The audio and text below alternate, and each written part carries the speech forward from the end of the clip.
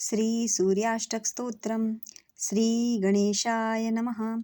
सांब उवाच आदिदेव नमस्तुभ्यं प्रसीद मम भास्कर।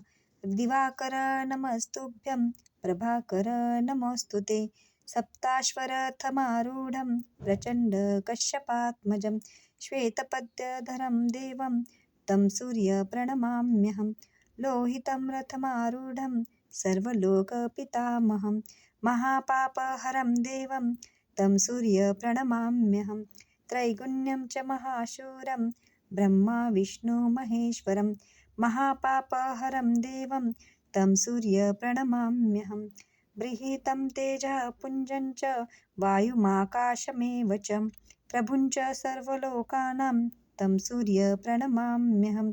बन्धुकपुष्पसङ्काशं हारकुण्डलभूषितम् एकचक्रधरं देवं तं सूर्यप्रणमाम्यहं।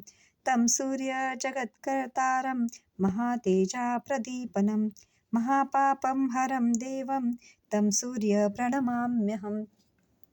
तं सूर्यजगतां नाथं ज्ञानविज्ञानमोक्षदं महापापहरं देवं तं सूर्यप्रणमाम्यहं।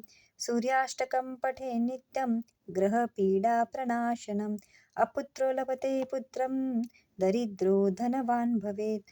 अमीशं मधुपानं च यः करोति रवेर्दिने सप्तजन्म भवेद्रोगी प्रतिजन्म दरिद्रता। स्त्रीतैलमधुमांसानि यत्यजेत रवेर्दिने न व्याधि शोकदारिद्र्यं सूर्यलोकं स गच्छति। ॐ गणेशसूर्याय नमः।